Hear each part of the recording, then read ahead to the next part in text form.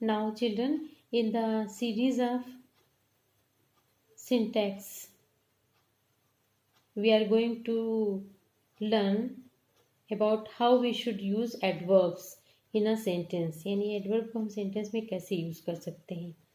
adverbs के कुछ प्रयोग के लिए निम्नलिखित नियम ध्यानपूर्वक हम देखेंगे. 1. एडवर्ब को सदैव उसी शब्द के समीप प्रयोग करना चाहिए जिसकी यह विशेषता प्रकट करता हो, क्योंकि एडवर्ब की पोजीशन के अनुसार वाक्य का अर्थ बदल जाता है. बच्चों ध्यान दीजिए कि जिस शब्द की वह विशेषता प्रकट करना चाह रहा है, एडवर्ब को सदैव उसी शब्द के समीप में प्रयोग करना चाहिए. जैसे I regularly told him to right,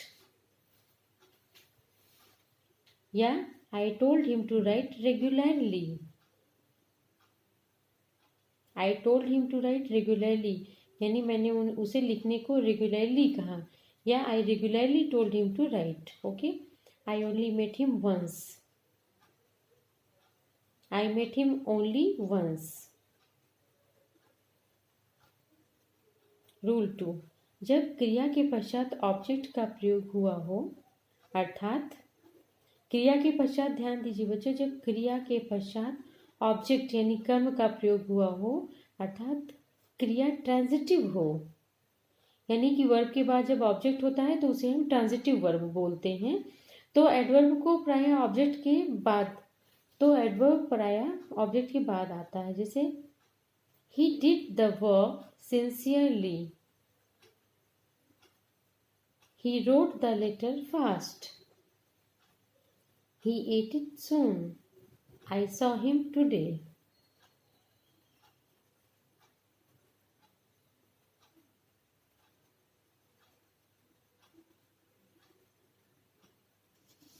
next है, जब पूर्ण क्रिया ऑक्सिलियरी वर्ब और प्रिंसिपल वर्ब को मिलाकर बने, जब पूर्ण क्रिया यानी कंप्लीट वर्ब ऑक्सिलियरी वर्ब और प्रिंसिपल वर्ब को मिलाकर बने, तब एडवर्ब इसकी विशेषता बताए तो इसका प्रयोग दोनों के बीच करना चाहिए. जैसे I have never told you this, you will surely succeed, you will surely succeed. इसको गौर से देखिए बच्चों, जब पूर्ण क्रिया ऑक्सिलियरी वर्ब और प्रिंसिपल वर्ब को मिलाकर बने तथा एडवर्ब इसकी विशेषता बताए तो इसका प्रयोग दोनों के बीच करना चाहिए.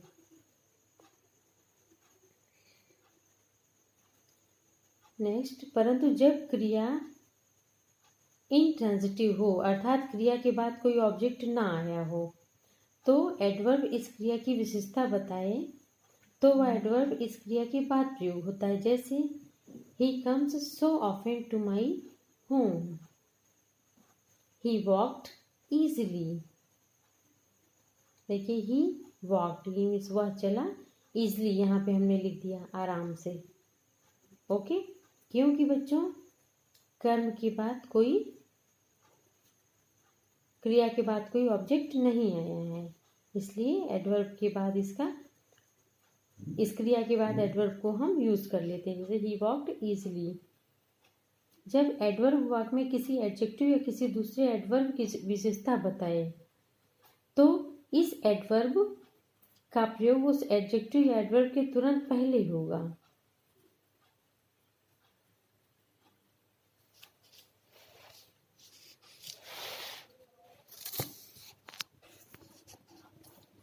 जैसे he is only too unhappy to see him, he is none too good, he is none too bad. Very तथा मच दोनों का अर्थ होता है बहुत. वेरी का प्रयोग पॉजिटिव डिग्री एडजेक्टिव के साथ किया जाता है, वेरी का प्रयोग पॉजिटिव डिग्री एडजेक्टिव के साथ, मच का प्रयोग कॉम्पैरेटिव डिग्री एडजेक्टिव के साथ में किया जाता है. सी इनकरेक्ट पहले देखते हैं. My friend is much strong. देखिए मच रॉन्ग है, पॉजिटिव डिग्री है ना, तो इसके साथ में वेरी का प्रयोग करेंगे. ध्यान रखिए पॉजिटिव डिग्री के एडजेक्टिव के साथ हमेशा वेरी का और कॉम्पेरेटिव के साथ में मच का प्रयोग।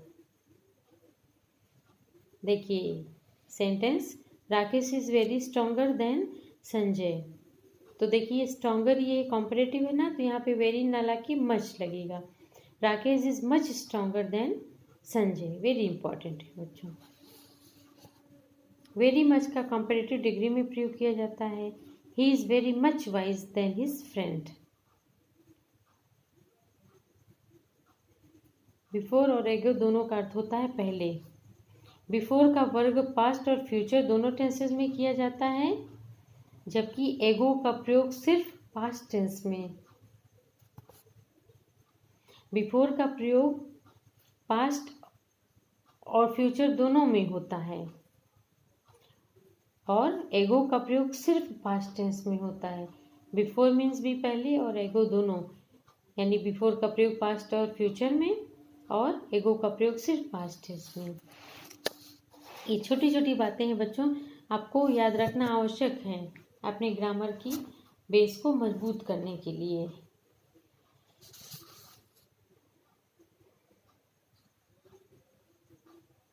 पॉइंट ऑफ टाइम अथवा कोई घटना बताने के लिए बिफोर का प्रयोग किया जाता है, जबकि पीरियड ऑफ टाइम बताने के लिए एगो का प्रयोग। This happened a month ago. Point of time के लिए बिफोर, पीरियड ऑफ टाइम के लिए एगो। ध्यान रखेंगे।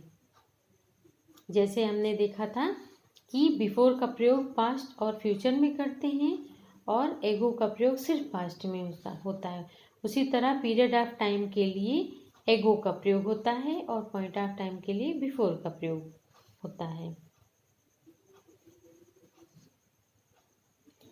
सी देखिए, the practice of Sati was illegal before 1829, यानी सती प्रथा का सिस्टम इलीगल गैर कानूनी था before 1829।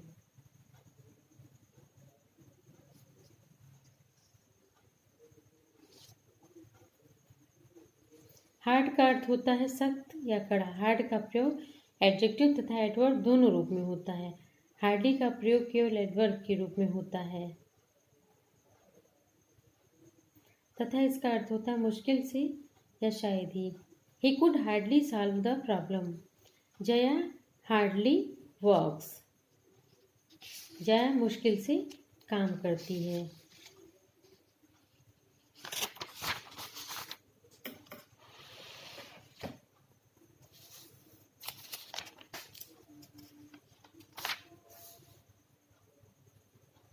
C next, syntax of non finites. C spelling mistake is given here in the printing of the letters. Syntax of non-finites. Non-finites के अंतर्गत infinitive, participle तथा gerund आते हैं। जैसे बच्चों कहते हैं नहीं फाइनाइट और नॉन फाइनाइट वर्ब, तो नॉन फाइनाइट में infinitive, participle तथा gerund आते हैं। द infinitive वर्ब की फर्स्ट फॉर्म से पहले टू लगाने पर infinitive बनता है। वह नाउन का कार्य करता है। इसका नंबर तथा पर्सन सब्जेक्ट के नंबर तथा पर्सन के अनुसार नहीं होता है। बच्चों इन्फिनेटिव नाउन का कार्य करता है। She likes to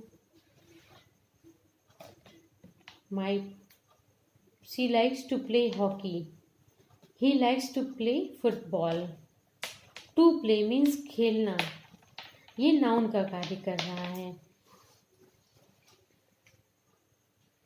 to play infinitive है।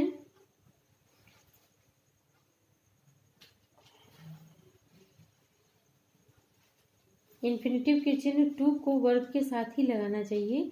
टू तथा वर्ब के बीच एडवर्ब नहीं आना चाहिए। जैसे I hope to reply to your letter immediately.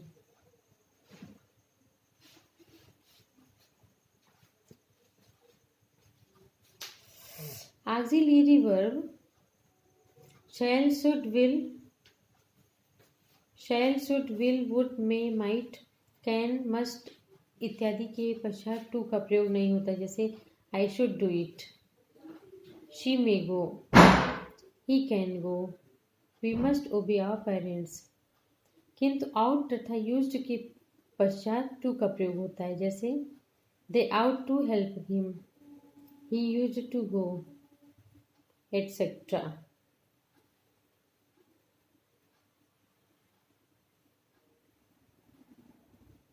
Dare तथा नीड के निगेटिव तथा इंट्रोगेटिव के रूप में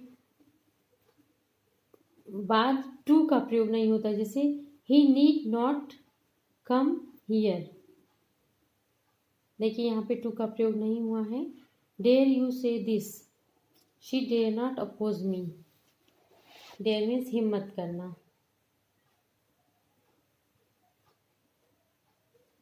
इसी तरह बच्चों देखिए,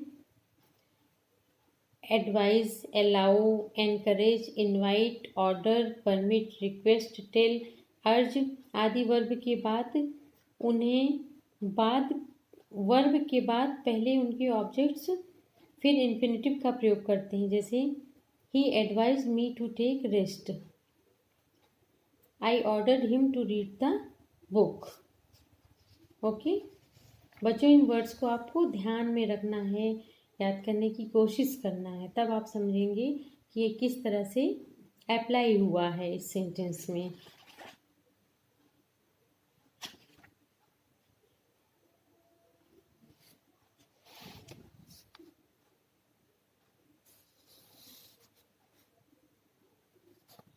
See, this is participle.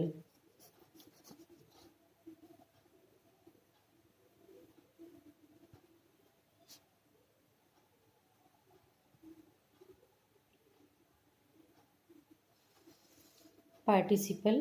A participle is that form of the verb which partakes of the nature both of a verb and of an adjective. Participle क्रिया का वह रूप है जो वर्ब तथा एडजेक्टिव दोनों का कार्य करता है। प्रेजेंट पार्टिसिपल में वर्ब की फर्स्ट फॉर्म, पास्ट में वर्ब की थर्ड फॉर्म, परफेक्ट पार्टिसिपल में हैविंग के साथ वर्ब की थर्ड फॉर्म। देखिए, प्रेजेंट में फर्स्ट फॉर्म होता है, पास्ट में थर्ड फॉर्म होता है और परफेक्ट में हैविंग के साथ वर्ब की थर्ड फॉर्म। जब प्रेजेंट पार्टिसिपल किसी नाउन की विशेषता प्रकट करता है तो उस नाउन से पहले आता है, जैसे बार्किंग डॉग्स सेल्डम बाइट। देखिए, बार्किंग जो है ये डॉग्स की विशेषता बता रहा है, तो ये डॉग्स के पहले आया है, तो ये प्रेजेंट पार्टिसिपल है। ओके, निम्नलिखित वर्ब्स के बाद प्रेजेंट पार्टिसिपल का प्रयोग किया जाता है, किंतु यदि दोनों के बीच में आवश्यकता हो तो नाउन या प्रोनाउन का भी प्रयोग किया जाता है, जैसे keep, smell, get, catch, imagine, find, set, hear, see, start, etcetera. She set the ball rolling. She kept me waiting. यदि पार्टिसिपल के द्वारा किया गया कार्य भूतकाल में समाप्त हो गया हो और वह किसी नाउन की विशेषता बता रहा हो, तब पास्ट पार्टिसिपल का प्रयोग उस नाउन के पहले होता है, जैसे I saw a wounded bird, मैंने एक घायल चिड़िया देखा। जब निम्न वर्ब के बाद पहले कोई नाउन या प्रोनाउन आता है और उसके बाद पास्ट पार्टिसिपल आता है, find, like, feel, make, get, wish, want, have, she got her house repaired, etcetera.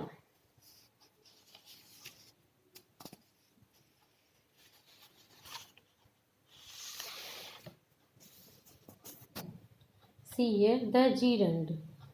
Gerund verb की फर्स्ट फॉर्म में इंग जोड़ने से बनता है तथा इन्फिनेटिव की तरह नाउन का कार्य करता है। मीन्स इन्फिनेटिव और जीरंड दोनों नाउन का कार्य करते हैं।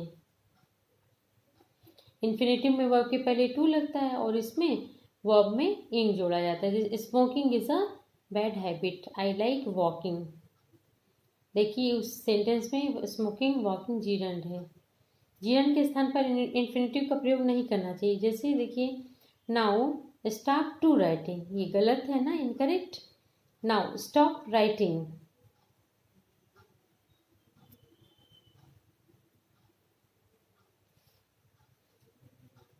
Avoid, hinder, prevent, persist, succeed, fond, despair, think, prohibit आदि वर्ब्स के बाद जीरंड का प्रयोग होता है, इन्फिनेटिव का नहीं। My brother prevented me from playing cards. Avoid drinking too much water with meals. Okay. Preposition of, for, with, before, after आदि के बाद जीरंड का प्रयोग होता है, जैसे he is fond of smoking. Sarla insist on going.